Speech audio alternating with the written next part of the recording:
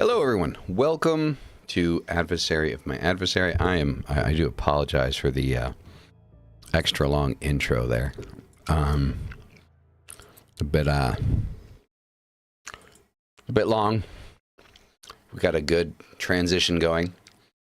Oh, I can already tell the chat's going to go right over Dyer's face. Uh-oh. You see, it's right there. Yeah, yeah. So, got an interesting conversation for you guys tonight. We were kind of talking about it at a certain point in the day where we both kind of think that we both have an interesting opinion regarding Soulmates and TwinFlames. But before we get into that, Dyer is going to do the Dyra version of the weekly read. Yes, I am. So today we are using the Horror Tarot, which was, a gift, an early Christmas gift that I opened today. So I thought, cool, I will use it tonight, and this is the first time I am using this deck, so this is going to be a weekly read on the energy of our relationships, not just our romantic relationships, but our relationships as a whole. So, I'm gonna move my mug so I can lay the cards out. I can already tell that the red foil on the edges of these things are not going to last with her. No, they didn't last on the occult tarot, so they are not going to last on these.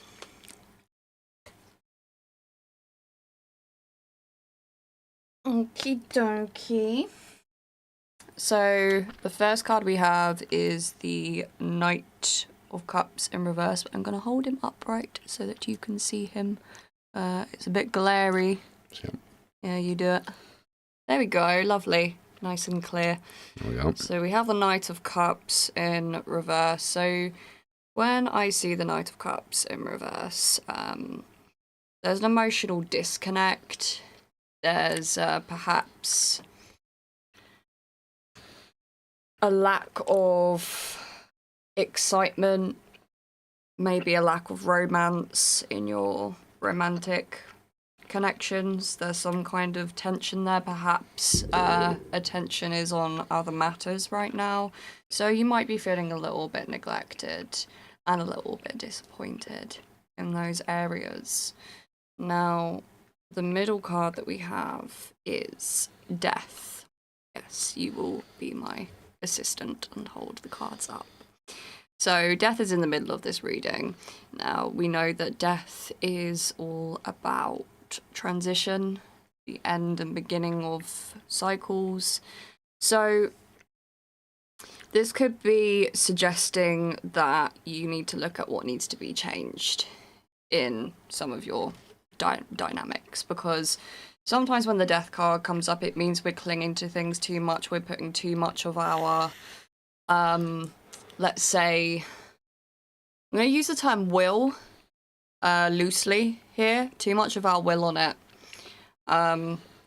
I know that with kind of left-hand path philosophy or magical philosophy as a whole, really, the will is expressed, emphasized a lot as being, you know, kind of like the main tool for the work that we do.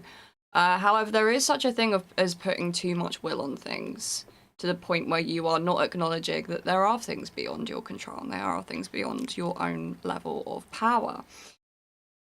So I think that this is kind of a point of surrendering those things, so that, because right now those things are dying and decaying and you're kind of clinging onto them for dear life, which is only going to cause further stagnation. The last card we have is the Ten of Cups in reverse. So the Ten of Cups is a kind of, it being the last card of the suit of cups, it's an outcome, a final outcome that's not been fulfilled. It's not gone to your, you know, as you expected it to, or as you wanted it to. So again, kind of reflecting this sense of disappointment as with the Knight of Cups. But all is not lost. This doesn't mean that, it's necessarily the end and, everything's gone to shit. Just means that how you were looking at things, how you saw things, is just not how it is, and it's not how it's going to be. So, to conclude, you really are kind of surrendering to endings here, and endings that you might not like, endings that might feel uncomfortable or disappointing or even a surprise. It doesn't feel very sudden to me, though. It feels like this is like a long time coming, that like you've been stuck in certain patterns for a while. Remember that like this isn't just for your romantic relationships. It could be, for any of your relationship dynamics. And, once everything has kind of died and decayed, you are left with some lovely fertile soil to plant some new seeds. And there we go.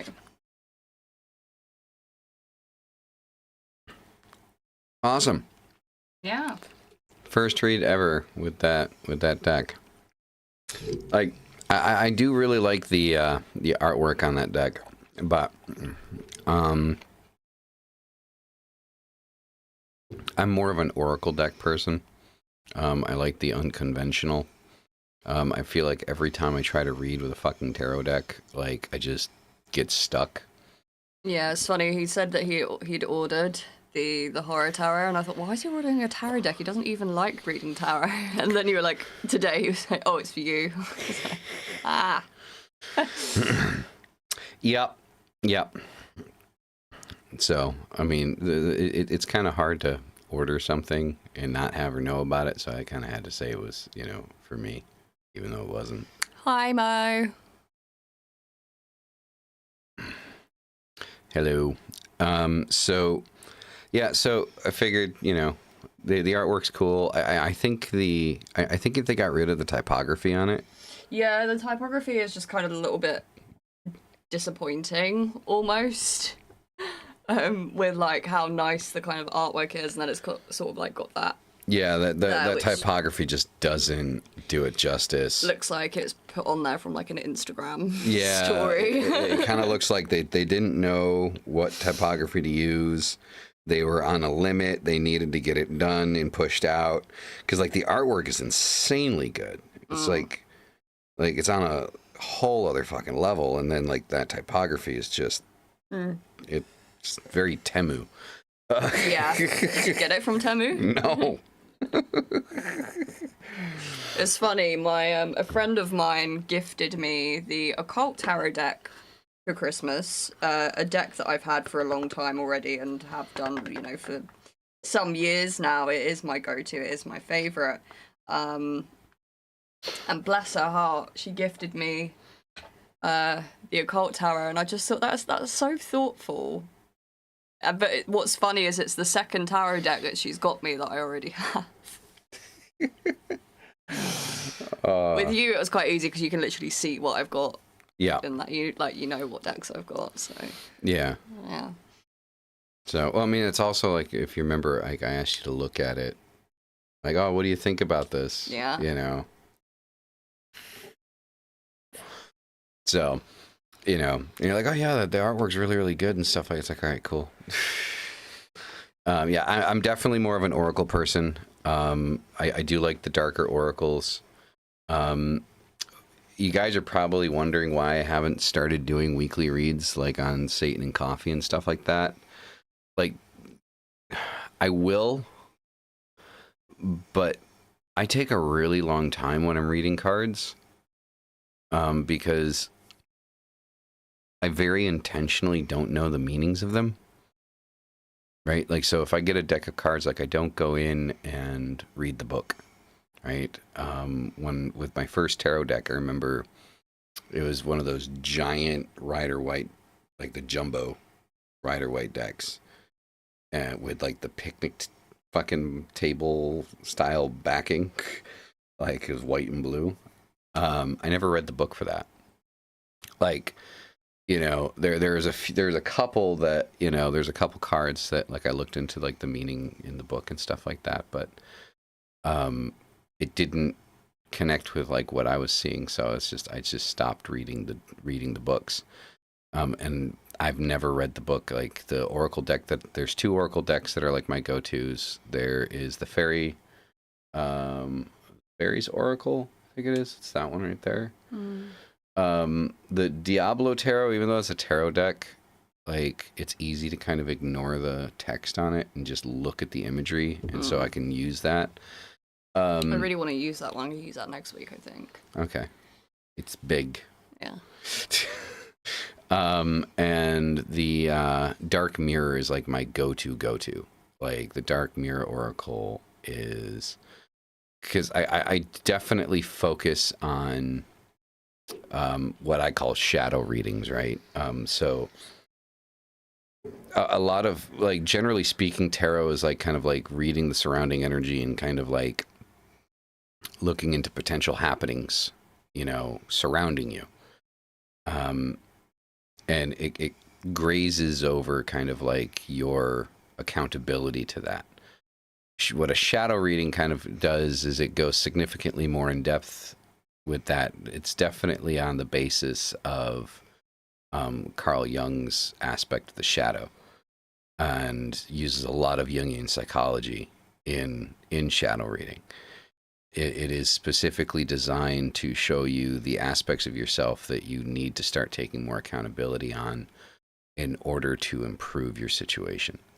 Because there's no amount of anything that you're going to be able to do, you know, magic-wise, to fix a situation if you're not putting the work in. And so that's kind of like how the shadow reading kind of focuses on those aspects of it.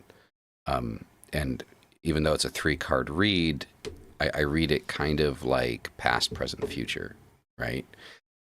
So it's the energy reading leading up to where you are, your current energy in that moment, and then kind of like potentially, if you continue down the same path that you're going, where you're going to kind of end up, right? I think Oracle decks are much more open to interpretation as well, because I think even people that still, like, they read tarot, like someone like me, for example, like, they read tarot, they know the kind of default meanings of the cards, but don't rely on them to do a reading, and know that, like, if I pull one card for someone, it's going to mean something completely different if I pull it for someone else.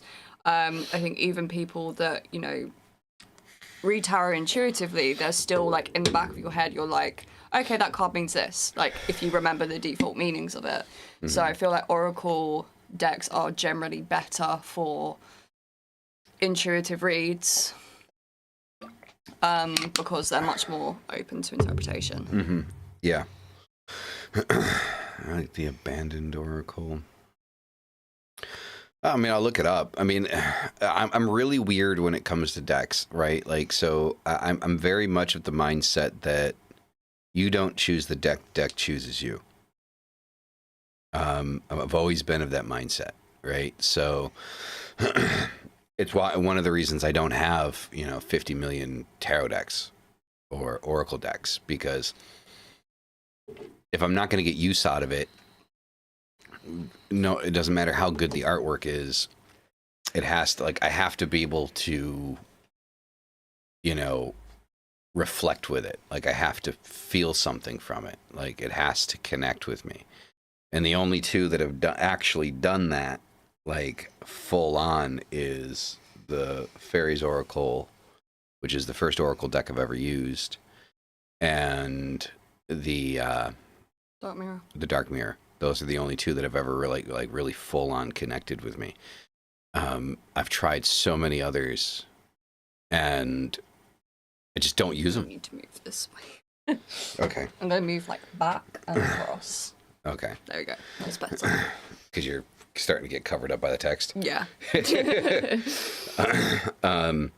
So yeah, I mean, that's just kind of, you know, the way that I look at it, you know, with me. But I think that that's kind of like a running theme, like, for me as an occultist. is that I'm very particular about what I do, what I don't do, what I use, what I don't use, you know, things like that. Like, I'm very nitpicky. You are. It's funny, we had I wouldn't call it a heated discussion about chaos magic. This was yesterday. Yeah.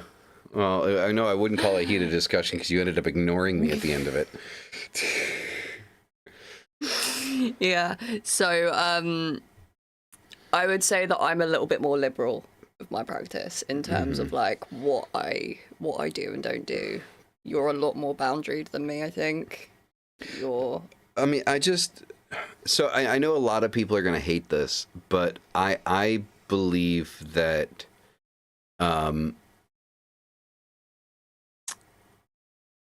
gatekeeping is necessary. Like, yes, there's a certain amount of freedom that can be taken with the occult in the way that we practice, right? There really isn't like a, you know, right on, you know what I mean, kind of like way to do things. But I think that if we go back into history and we look at kind of like our ancestors, like what we can find on our ancestors and our ancestral practices, there are very specific ways that they did things. There were rules. There was, you know, working within dates and times and moon phases and star signs and planetary movements and, you know, the things that were being used and the things that weren't being used. And all of that was highly specific to get the result that, you know, they were looking for. And I think it's just kind of gotten to a point now where it's just all over the place, right? Like, you know, doing well, Christine. Welcome. Yeah. The seers, of course they had rules. There are a lot of rules. You know, there was a lot of things that, you know, they could see that they weren't allowed to talk about to anyone. Not even with, like, you know, the jarls and things like that. They couldn't tell them. You know, because of the rules, right? And then not rules created by man, not restrictions created by us, but restrictions that were given to us, that were passed down to us. You know, about things that we can do, or when we can do things, or how we should do things. And I think that when you start to, you know, create the clusterfuck that we have now inside of the occult, it begins to lose power, right? It begins to lose, you know, that forward momentum, because then nobody knows what the fuck anyone's doing, right? You know, so my argument with the chaos magic thing was simply, all magic is chaos magic. You know, why though? So it's to say, if our ancestors spent hundreds or even, you know, I don't want to say thousands of years. I don't think it was that, maybe that long, but maybe thousands of years. You know, probably at some point, Christine, you know, creating kind of like these systems that they learned that worked and functioned. And they wrote all of that down. Now, most of that literature we've lost. We've lost it. Right? Because of the Crusades, because of things similar to the Crusades, you know, libraries getting completely burnt to the ground because, you know, what was in it, you know, didn't fit the ruling class's idea of what was right or wrong at the time. Most of the Celtic shit we don't even understand. Sumerian is, I think there's like, what, 10 people in the entire world that can actually read ancient Sumerian, and that's like, half-assed at best, for what little bit we can actually find on it. So there are thousands of years where our ancestors put this shit together and put it to the test. Like, they put this stuff to the test for thousands of years, for hundreds of years. And they found shit that worked. And then we come along and just say, do whatever the fuck you want. It doesn't matter. It does. It does matter. Now, is there certain liberties that we can take in the way that we do things? Of course. It's the occult, right? None of us are 100% sure on how things work or how things don't work. But, to sit there and say that, what we have now, and then just start throwing a bunch of shit together. Like, okay, for example, we used to understand that, when we looked at something like the Maiden, the Mother, and the Crone, the triple aspect of the goddess, right? Just let's talk Wicca for a second, yeah?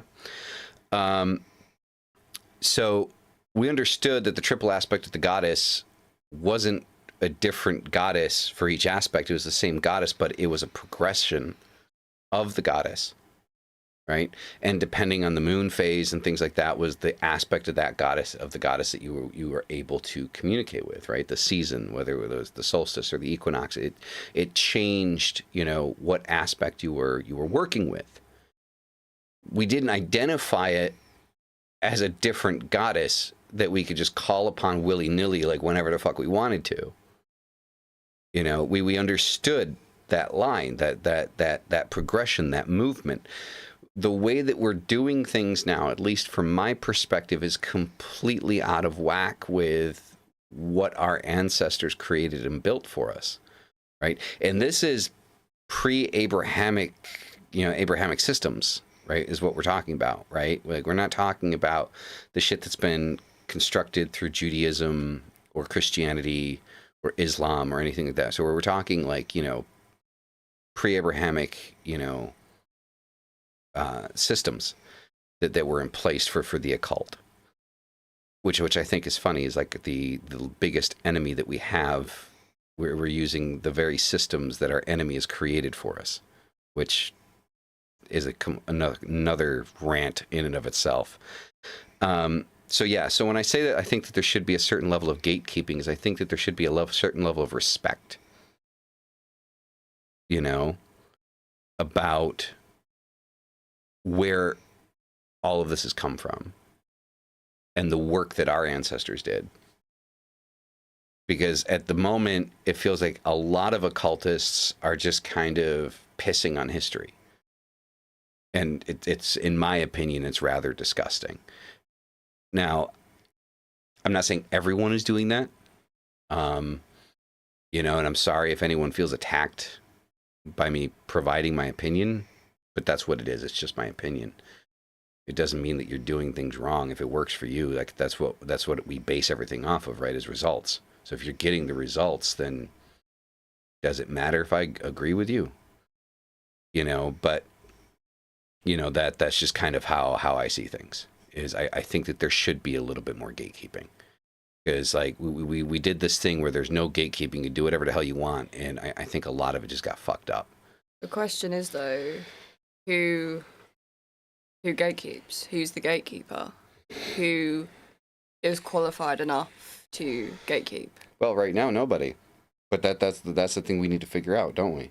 Like, as a community, we need to kind of figure out, how we're going to standardize this shit.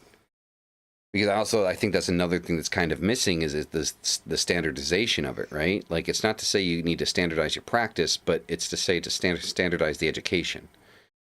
And make no mistake about it, I think there should be a formal occult education, which is what we're trying to do with witch skills. The whole concept behind witch skills is to standardize the history of the occult and basic, practices and the way that things are done, to give people the ability to take that information and create their own traditions, use that to kind of do their own thing. And so I think maybe to start out, I think maybe that's where the gatekeeping should probably start, is within the standardization of the education, and then grow from there. Do you think when you say standardizing the history, do you think that this is because people don't know about it, don't understand it, or are trying to change it? I think it's already been changed too much. I think it's been thrown all over the place. I think people are drawing connections where there aren't connections and ripping away connections where there are supposed to be connections to fit narratives, right? And so people are creating kind of like these storylines in their head, these concepts in their mind of, what the history is. So, for example, one of the things that, again, we talked about the triple goddess, we'll talk about Samael, Lucifer, and Satan, right? So Samael, Lucifer, and Satan, so many people look at Samael, Lucifer, and Satan as three separate entities. And it aggravates me to no end. Samael, Lucifer, and Satan are the same entity, but it's very much like the triple aspect of the goddess. It's a different facet of the same entity, right? Just like I can have an angry side, I can have a happy side, I can have a sad side, I can have a helpful side, I can have a side of me that doesn't give a fuck. It's the same thing. Now, who you are and what you draw out of me depends on what you get, right? But I do not draw the distinction that Samael, Lucifer, and Satan are different entities. That for me, they're the same entity, just different aspects, another side to that entity. So, and I think when we keep trying to separate things, right, because that's what we're doing, right, is we're taking something and we're ripping it apart and saying, okay, we're putting this part of it here and this part of it here, and then you're only getting part of that energy.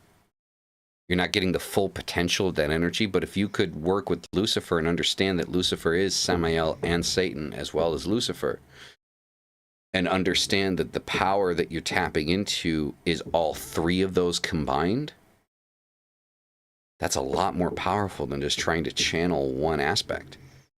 It's like trying to ignore a part of yourself. It's going back to, the shadow.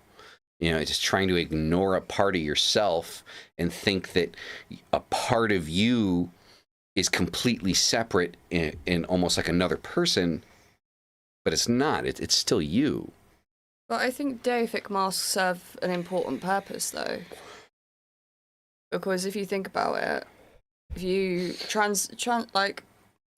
look at it as like the roles you play as a human. So, for example, I'm not Black Witch Dyra 24/7 in my daily life. I'm Black Witch Dyra for, on average, 50% of my day. And then I have other roles that I play. I have roles that I play as your partner. I was about to say your mother. No. Oh dear. Your partner, my mother's daughter, my friends, but I can't play all of those things at the same time because like I wouldn't know who the fuck I am, or no one would know who the fuck they're talking to, So I think deific masks serve a purpose for the human mind to understand the entities better because of how our mind is limited. We can't fully comprehend the level of intelligence of these entities.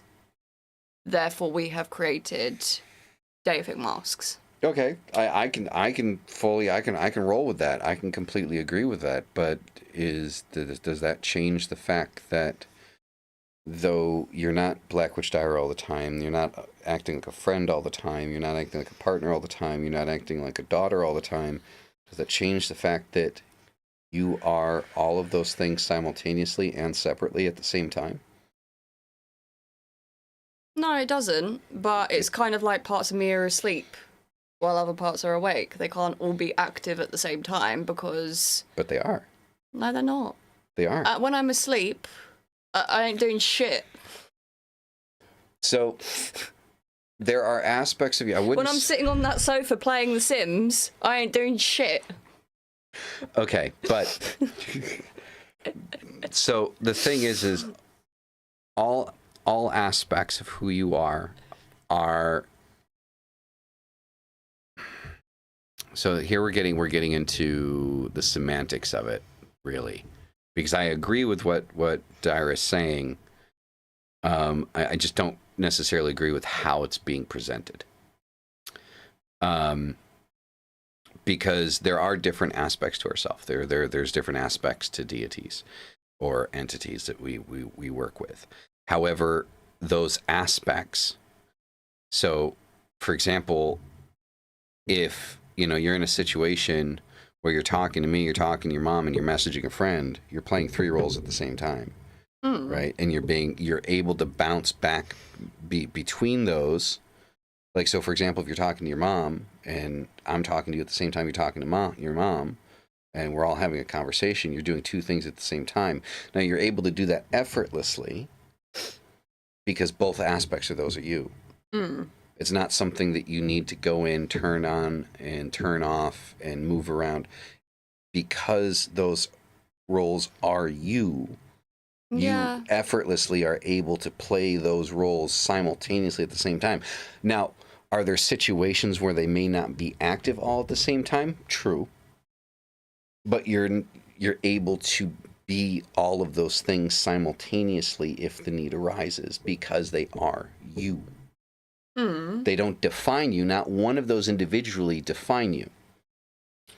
But it doesn't change who you are as a person, which, by the way, is a very difficult question to answer, by the way. I do believe that is the most difficult philosophical question that you'll ever ask yourself is, who am I? Because who you are is not defined by your likes or your job or your name or even your name. Who you are is an accumulation of everything that your life has brought you through up to this point. We're really not focusing on the topic at all. You should probably change the title. We'll get into it. So Loki said, "I am nothing. I simply fill the vessel." Yeah, that's truth right there, Seti. So getting into the topic. So how can we bring this full around to talk about the topic? So I think this can go full around, right? So we're talking earlier about soulmates and twin flames, and I simply put it as I think that the concept of soulmates and twin flames is bullshit, because I think it is an excuse for people not to put the work into a relationship, to put the effort into making something work with someone else, another human being. And, to sit there and say that someone is a soulmate or someone is a twin flame is to say that you are inherently required to be with. So someone is inherently required to be with you, regardless of whether or not they want to be, because you think that they're your soulmate, right? That there's some inherent soul connection there. Now, do I think that people meet by chance? No, not really. I mean, I think sometimes there's chance, and I think sometimes shit happens because shit needs to happen. And really, we only us, can kind of understand what those situations are. I think twin flames is probably like the most irritating term that I've heard recently. There was somebody I had on the show on Apocrypha a while ago that was harassing his ex incessantly because he was obsessed with the idea that she was his twin flame. And he would not leave her alone. Like, they had broken up, like they weren't together, things like that. And he was just disgustingly, like, in her shit. Like, showing up at her job, emailing her, calling her, sending her messages, showing up at her parents' house, you know, like just a bunch of shit, because he was completely obsessed with this idea that she was his twin flame. And the thing is like, when was the term twin flame even coined? It must have been not that long ago. Must have been like, what, less than 10 years ago?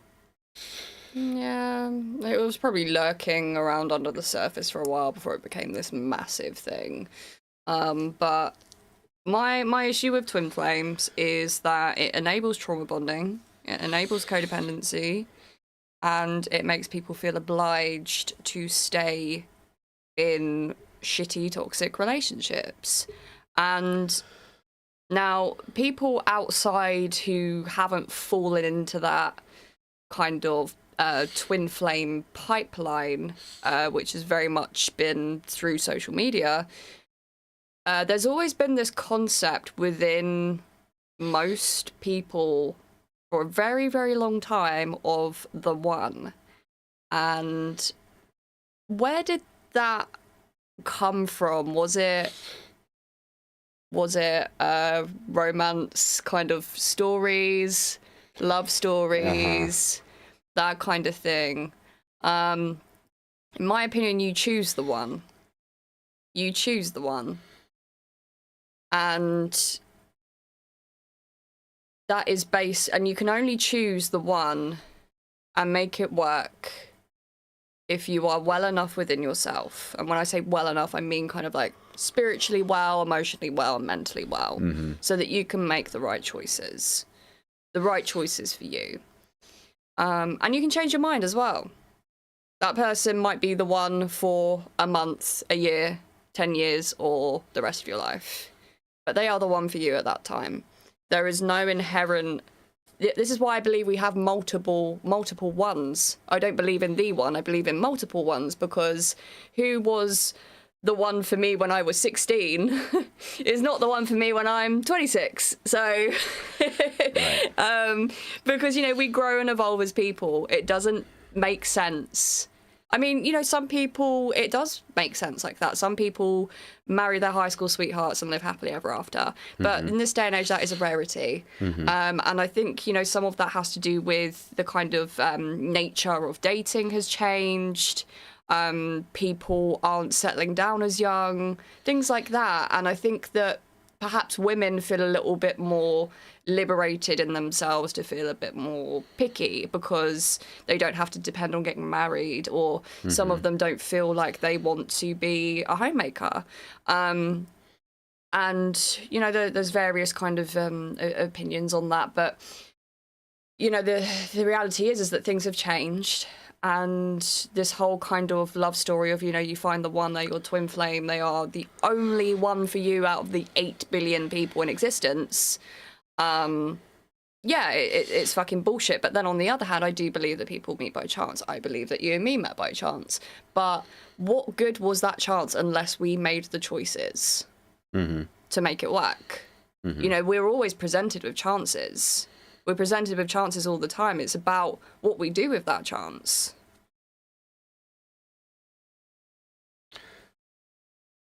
Yeah, I mean, so I think I do think that it, like, for me, like, soul, like the whole concept of soulmates and twin, not just twin flames, but also soulmates. It just makes people lazy. It's not to say that, you know, I don't believe in the concept of, you know, loving someone for the rest of your life.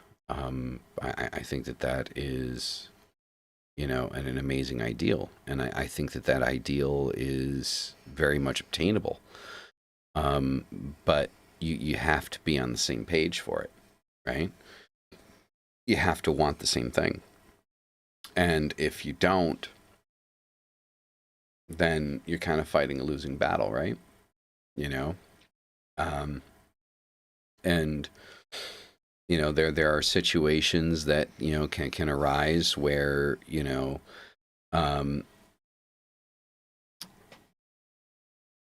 maybe someone that you thought was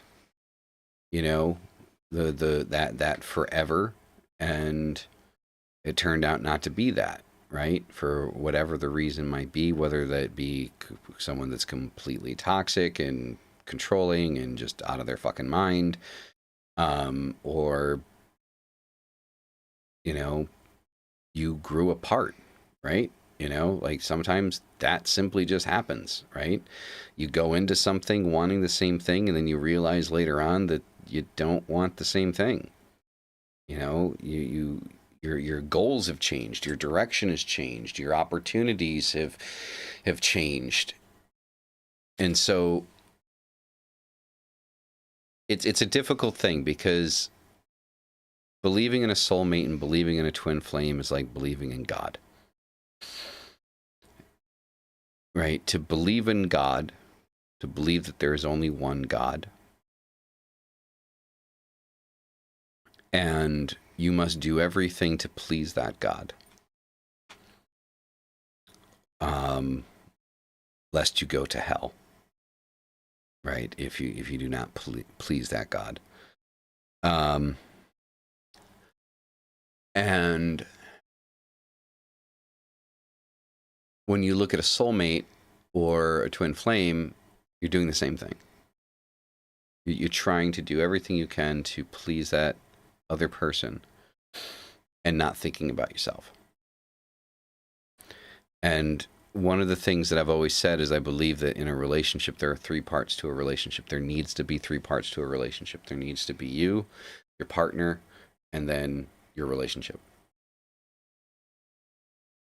The individual cannot lose their individuality, cannot lose their autonomy in a relationship. Otherwise, it builds resentment, it builds anxiety, it builds hatred, it just builds a lot of negative emotion. If you lose your autonomy in your relationship, then you lose the essence of who you are. And you're not living for yourself, you're living for the relationship, and nobody should have to live for a relationship.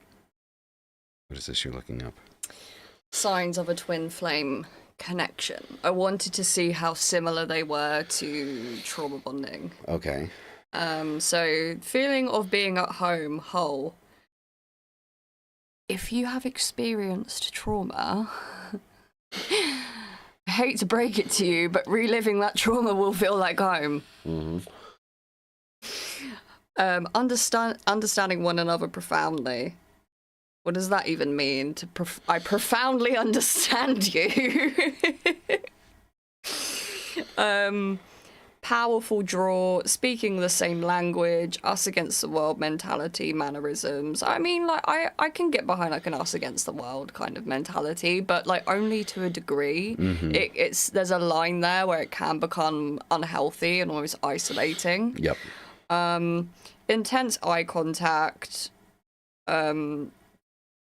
telepathy. Oh, babe, I can't read your mind, so I don't think you're the one. Right. Imagine being with someone that could read your fucking... I wouldn't want to read your mind. I don't want to be in my own mind. Like, so, yeah, no.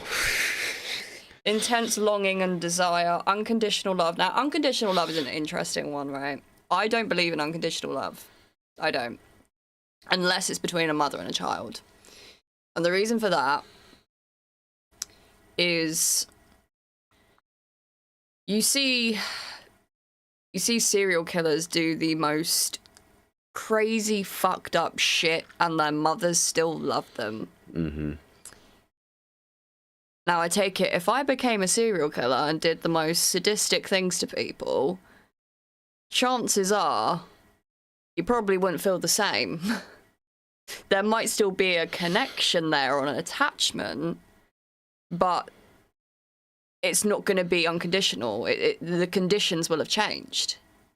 things won't be the same as they were before. With a mother, it's still a child. That's just it. That's just it at the end of the day. Now, do I believe that... I think that conditional and unconditional... I don't think it's a black and white thing. I think it's a spectrum. I think children should be loved unconditionally by their parents. I think that is just what is nurturing to a child. However, in a partnership, does that unconditional love apply when there's infidelity? Does it apply when there's abuse? Because if that's there, like, when do you know how to walk away? Now, does it depend on... Now, conditional love, it shouldn't be conditions such as what you look like, how much money you make, things like that. It's like conditional love, it doesn't mean it's shallow, but everyone has to have conditions about whether they're going to be with someone or not, and whether they're going to make that choice to love them. Because if you're being treated like shit, why should you give your love to someone? What are they doing to deserve it? So when it comes to unconditional love in partnerships, I'm a little bit like, if you killed my cats, right? You know, it's not really unconditional love. So there's that. Anyway, let's get on with the list. Your inner child comes out when you're with them. What does that even mean? What does that even mean? Because, like, my inner child comes out when I'm triggered. I mean, I think, like, the innocence of your inner child, like, you feel like you can truly be yourself. Yeah, I think that's such a vague statement, though, because it's like an inner child, like, you've got your wounded inner child, and, like, your, you know, the inner child is such a broad statement. Working together, I think that's just kind of what a relationship entails, to be honest. You're not my twin flame, we're not working together. Lives mirroring. I think things tend to sync up when you spend a lot of time with people, even, like, spiritually it can. Yep. They encourage you to grow, evolve, and transform. Again, that should really be happening in a relationship anyway. If someone's not, like, holding you accountable and challenging you, then I don't know. For me, anyway, I need that. I need that. So, yeah, I just think it's such a, like, vague thing when it comes to twin flames, and also it's such a prey on vulnerable people. As well. Vulnerable people who have been heartbroken or who have been traumatized and things like that. It's just like, oh, but they're your twin flame. Let me do this twin flame reading and listen to this twin flame meditation and look at these angel numbers that you're seeing all the time. Like, oh, fuck off. Stop sending people crazy. You know, it's unethical. You know, and this is considered to be, like, you know, the kind of light work shit as well, in, like, the light workers section of Instagram and TikTok or whatever. And they're the ones going on about, don't do black magic, that's unethical. It's just like, you are literally brainwashing people into a psychosis and perpetuating their fucking grief. Well, I mean, this kind of goes back to kind of like what we kind of opened up on, right? It's like our ancestors didn't fall into the trap. I don't even think the trap existed yet at that point for, like, you know, soulmates and, you know, twin flames and shit like that. Like, they knew that, like, life fucking happened, right? Like, occultism was, yes, it was a lifestyle, but, you know, it wasn't like an every second of the day fucking thing, right? Like, they knew that life just happened. You met people. You sold a cow. You know, you fucking bought some wheat. You made some bread. You know, you took a shit. You got the plague. Right? You got the plague. You fucking died. You know, shit fucking happened. You know, fucking, you know...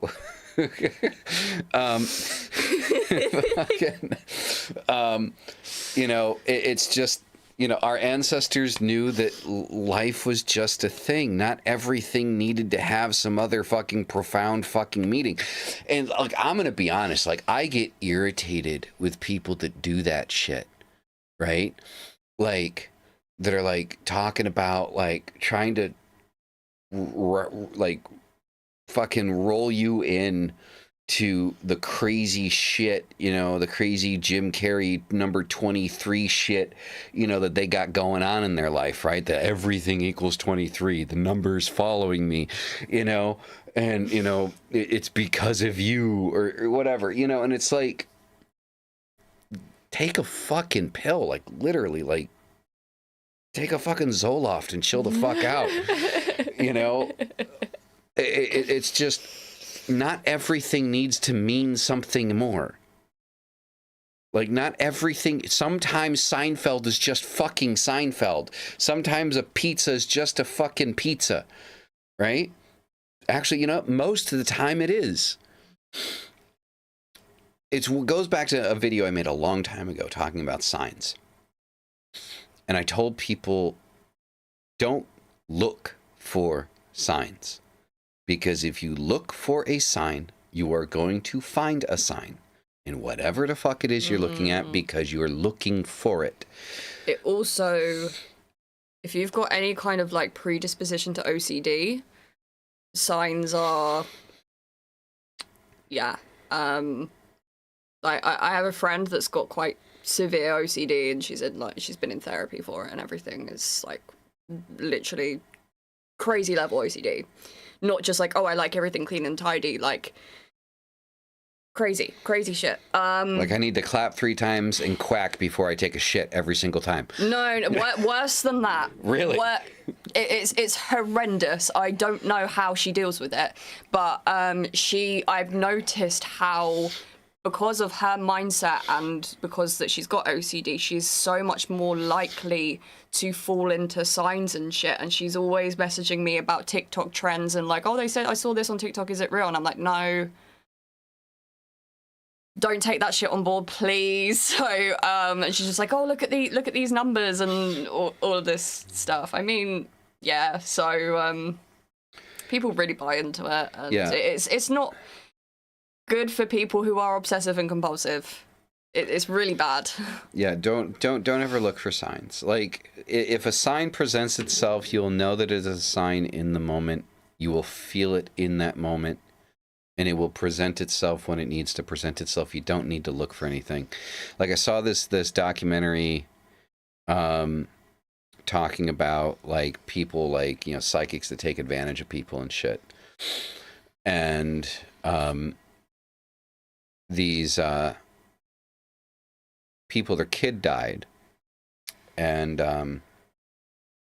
it's something to do. I can't remember like verbatim what the fuck actually happened, but there's something about a fucking penny, and then they started digging through their couches and shit looking for a penny as a sign. It's like, dude, if you dig through your couch and you find a penny, it's not a sign. It means a penny. It's just a sign that a penny fell out of somebody's pocket.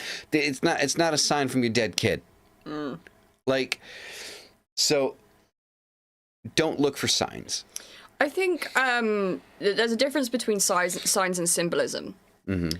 Like, for example, I told you last night that, like, since I did a ritual with Lucifer on Sunday, where in my vision, I saw a big fucking eye, I have not stopped seeing the all-seeing eye all fucking week. Stop it. And,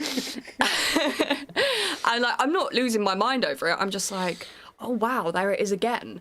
But, you know, I'm not, you know, obsessively Googling it, going, what does this mean? What does this mean? I'm just sort of like, okay, I notice, I see that, I see you all-seeing eye.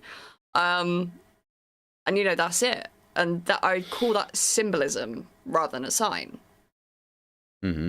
It's not really well, you start to notice things, right? If a light bulb goes off in your head with something, then you'll start to notice it more, right? It's like, you know, when I was stuck on the book with Baphomet and I couldn't figure out how to move forward, and somebody had mentioned, oh, you should work with King Payman, you know, he's, you know, specifically surrounds, you know, the arts. Casually, I started noticing a lot of shit about King Payman after that. Right? And then I started working with him, and then I stopped seeing it, or I stopped noticing it. You know, that's also an aspect of it. And yeah, Jordan, I very much agree with that. Like, you know, I do think that, more traumatized people have a tendency of going into the darker parts of the occult, the darker parts of anything, really. And it's necessary as well, because I feel like other paths may neglect to look at the shadow, and the shadow, I would say, is the most important part to explore if you've been through your shit. Yeah, I mean, it's so. I think one thing that people like misunderstand about shadow work is living in your darkness, right? Is one misconception of it. And then another misconception of shadow work is that it's something that you just kind of jump into, you look around a little bit, and then you jump back out. It's also not, it's not that. It's about unifying those darker aspects of yourself, understanding why those parts are darker, like what it is that you're hiding, why you're hiding it, why you're trying to keep it away from the rest of the world and from yourself. And then after you're able to understand it and you're able to work through it, right? And that's the very important part about shadow work. Understanding, like, that, okay, I have this thing that I hide from people. That's not shadow work. That's like you're tiptoeing into the puddle there, right? The shadow work. It's shadow work for a reason, right? It's just like why witchcraft is a craft, right? It's something you build on. Work is something you do. When you do shadow work, you are working through the shadow. You're working through the trauma. You're working through the things that you're hiding. You're working through why you're hiding it. And then you're working to kind of dissolve it and incorporate it into yourself, back into yourself, so you can be a whole version of yourself and not just a part of yourself that you want to present to the rest of the world, right? But it's work. One shadow reading isn't shadow work, right? One shadow ritual isn't shadow work. Therapy, a shadow reading, shadow ritual. More therapy, talking to family, spending time with yourself in your own mind. More therapy. That's shadow work. That's shadow work. That's working through the shit. So I do think it's a little like irritating, like when you start to mention like shadow readings or shadow work and stuff like that. People are very, very light with their shadow work, right? Like half of the people that I know that have said, yeah, I'm doing shadow work. And it's like, okay, well, what are you doing for your shadow work? And they say that like some stupid shit. Like I can't even remember honestly off the top of my head, but it's just like it's like, that's not shadow work. I think it's funny when people say, yeah, I've completed my shadow work. It's just like, you never complete your shadow work. Yeah, you will do it unconsciously through the rest of your life, whether you like it or not. And like you can make, you can run away from it. Look, as well. Me as a kid, look, I'll be straight up. Like it's no secret on the channel. Anybody that's been here long enough has heard, at least bits and pieces of my past. My dad walked out when I was 6. He was gone. Nothing. Not a phone call.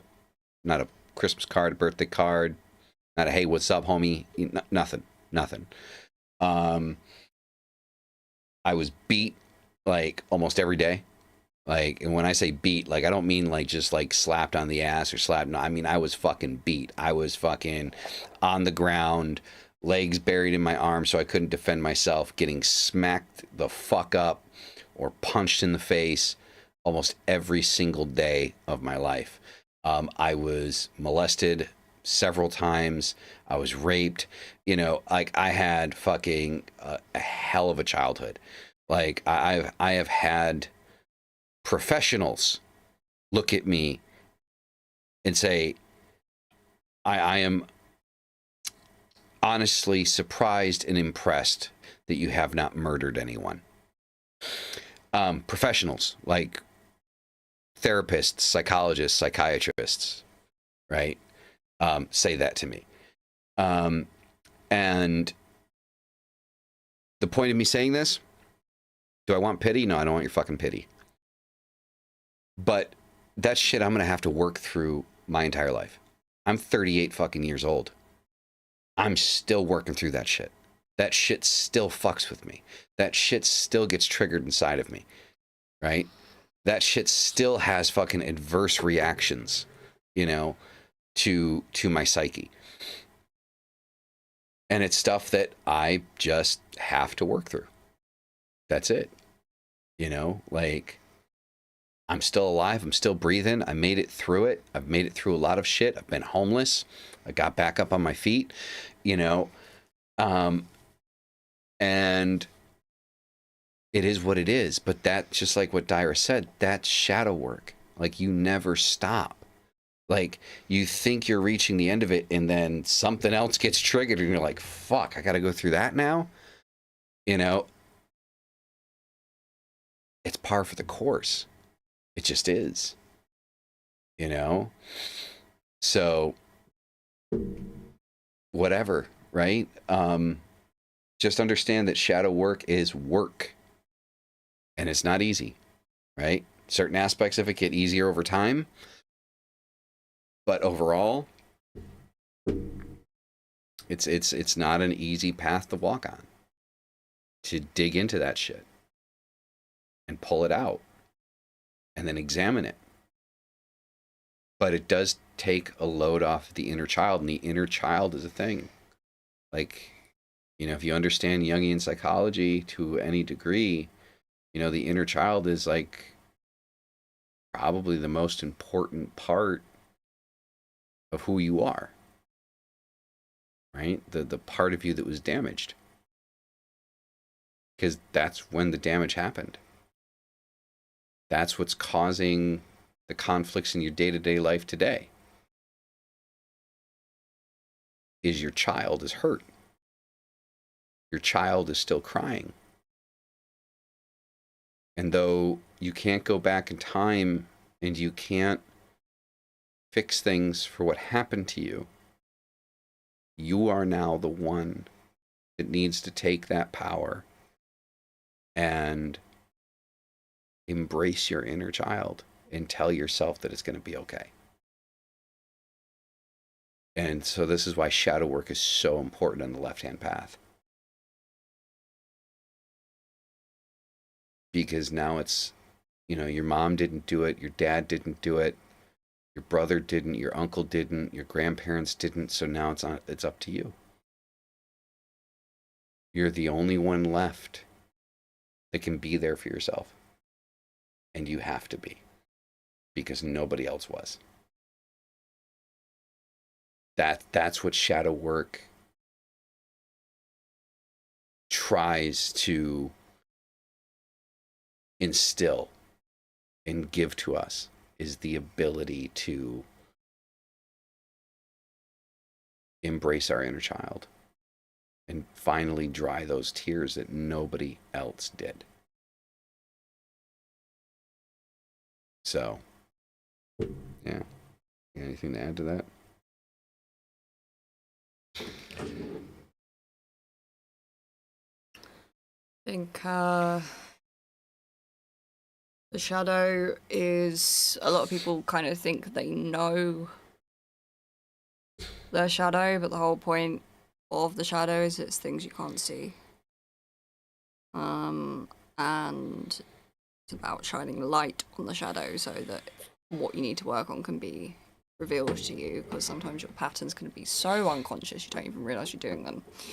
Also, when it comes to inner child work, I think for me the biggest thing with inner child work has been becoming the person that I needed when I was a kid. Mm-hmm. And I can say that I am that person today. Yeah. I think that's kind of like, I think that should be kind of like the general rule of thumb for everyone doing, like, working, trying to fix things with their inner child, is be the person you needed, man. It's like, you know, like, I mean, I remember, you know, I was kind of sitting here the other day and I was looking at my setup, stuff like that, and you know, it might not be as elaborate as my previous one, but I still was kind of looking at it and I'm like, 15-year-old me would be fucking stoked. Right? Like 15-year-old me would just be like hitting buttons and shit and let's see what we can do here and what can we do there and how can we, like 15-year-old me would be fucking, you know, over the fucking moon, right? And I think that's like a big thing, right? Like I think if you can take a step back and you can look at your life and you can say, okay, how would the younger version of you feel about where you're at? Now, would the younger version of me be happy with everything? No. There's a lot of things that current me and younger me are very upset and angry about, but that is not a conversation for stream. There are definitely things that need to be changed, but that will happen when it happens, when it's supposed to happen, when it needs to happen.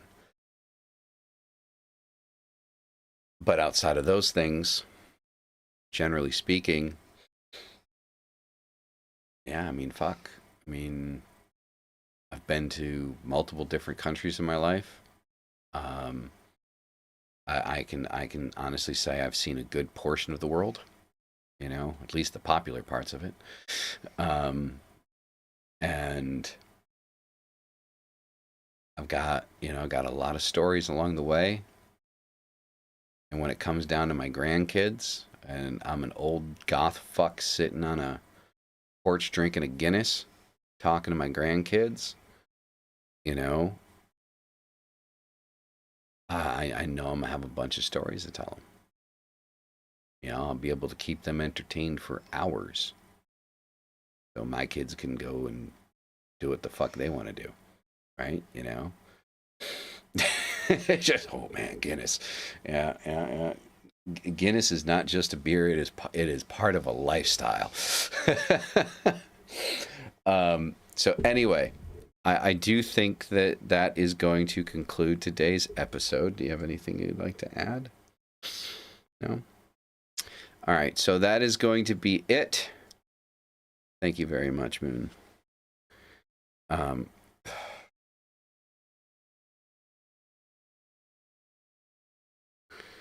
So she's throwing fucking hates that. She's throwing gang signs. Fucking shit. Gang signs. Right? Like it's supposed to go like this. This is how you're supposed to do it. What are you doing? Trying to make it complicated. Look, I can do two. Very good. Wow. All right, so that is going to be it for today, guys. Thank you very much for being here. You guys are fucking amazing as always. Hail thy fucking self. And we'll see you guys in the next one. Peace the fuck out.